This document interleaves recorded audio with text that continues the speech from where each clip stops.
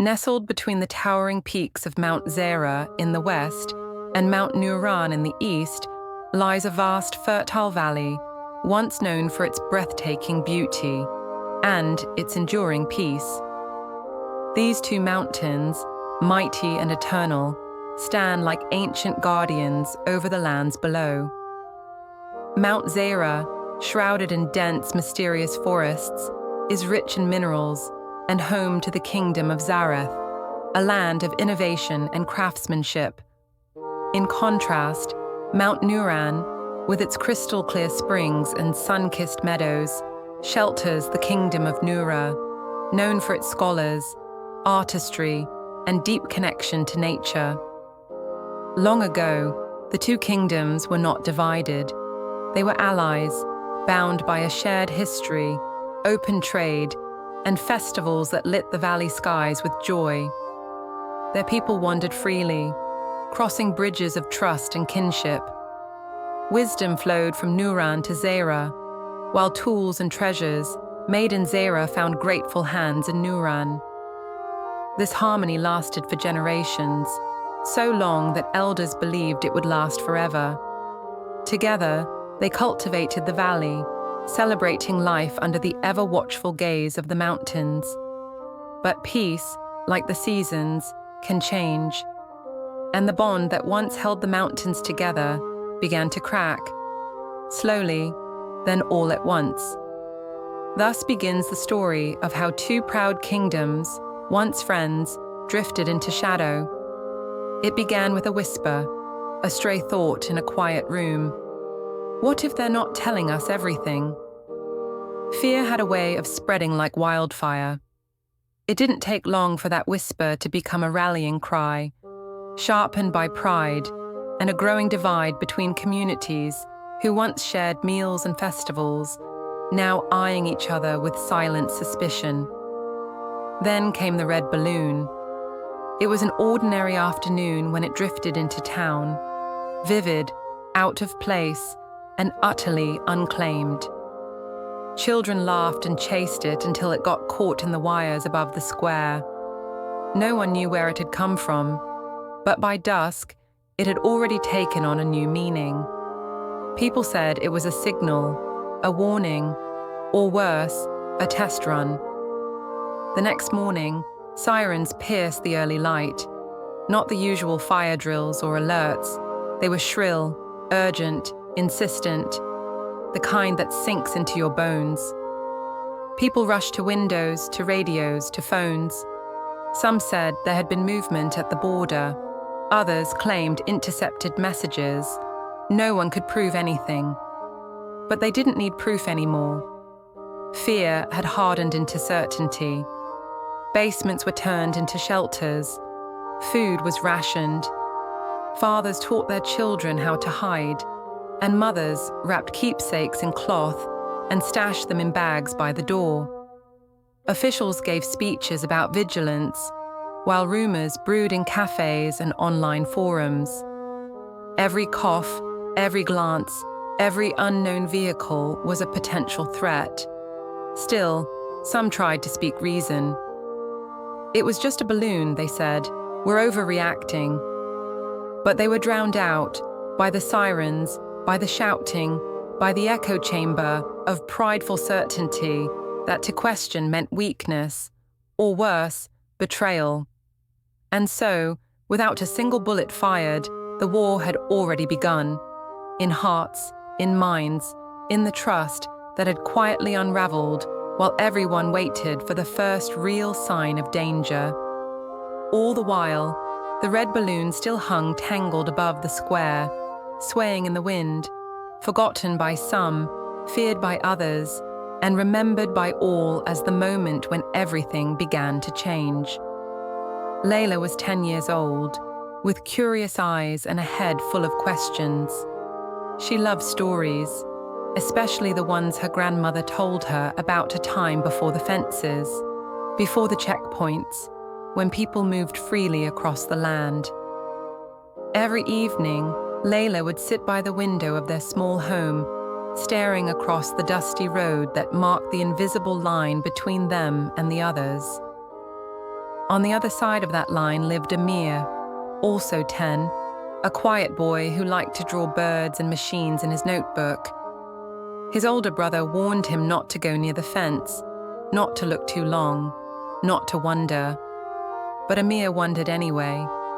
He'd grown up hearing that they were dangerous, different, but he didn't really understand why. One afternoon, chasing a stray kite near the edge of the orchard, Layla spotted someone across the fence. Amir. He stared back, frozen. Then, almost shyly, she waved, and he waved back. They met in secret, at dusk, just beyond the abandoned well that sat between their two villages. At first, they only traded small things, pebbles, candy wrappers, a paper crane. Words came slowly, but soon they were laughing, comparing drawings, telling each other about their families, their dreams. It didn't take long for Layla to realize Amir wasn't an enemy. He liked the same games. He missed his grandmother too.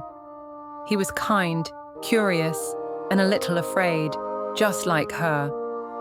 For the first time, they both saw the truth. The other side wasn't so different after all. The night was thick with silence, save for the soft hum of fireflies weaving golden threads through the darkness. Deep in the heart of the forest, the fireflies gathered, pulsing with an otherworldly rhythm. They hovered over a single, vibrant leaf, unlike any other.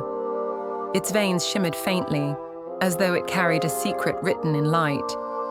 As the fireflies landed, their glow intensified.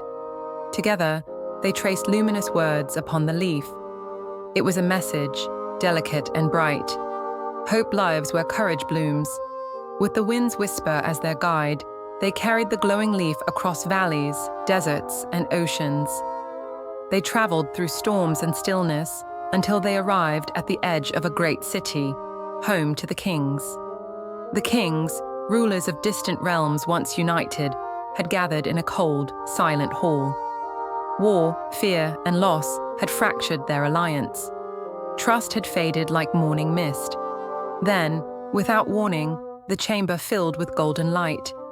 The fireflies spiraled in, dancing in the still air, and gently laid the glowing leaf upon the central table. The kings rose, startled, some reaching for weapons, others simply staring in disbelief. "What trick is this?" one muttered.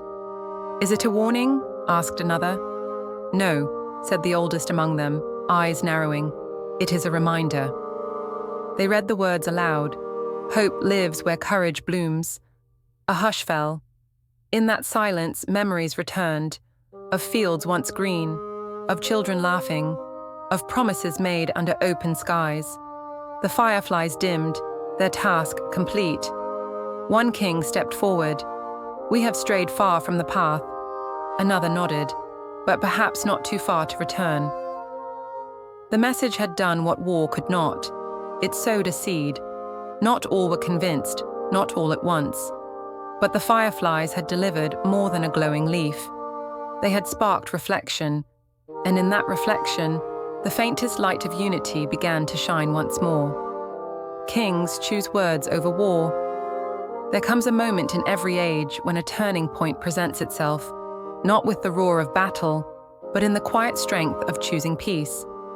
Throughout history, kings have been measured by the wars they've won.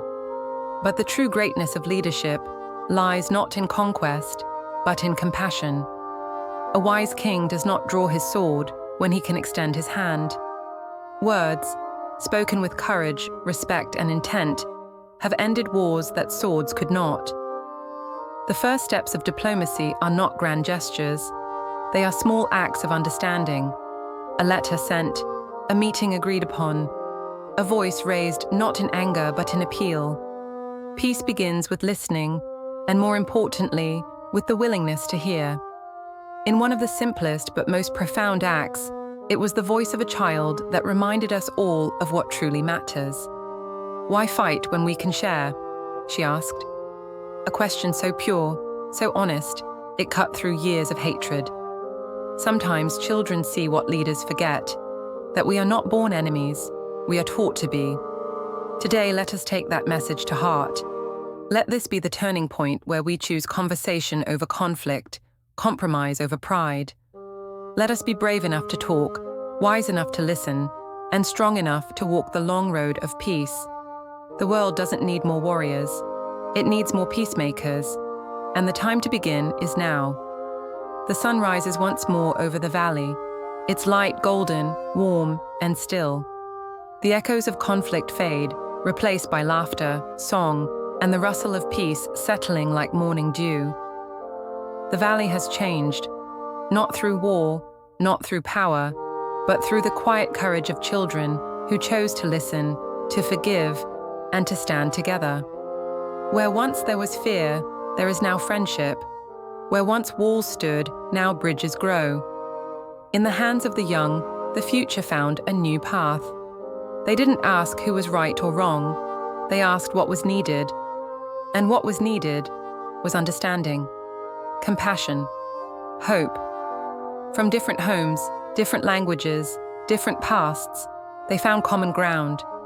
A tree to climb, a story to share, a hand to hold. And that was enough. Peace returns not as a grand parade, but as a quiet choice, made again and again each day. Let this valley be a reminder. Peace is not just the absence of war. It is the presence of love, of trust, and of people brave enough to care.